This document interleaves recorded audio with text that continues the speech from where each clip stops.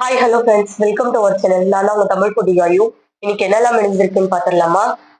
Mutton biryani, parotta, veg gravy, chicken தொக்கு, egg omelette, cauliflower chilli, onion raita, egg masala, chicken gravy எல்லாமே ரெடியா இருக்கு. ஸ்டார்ட் பண்ணலாமா?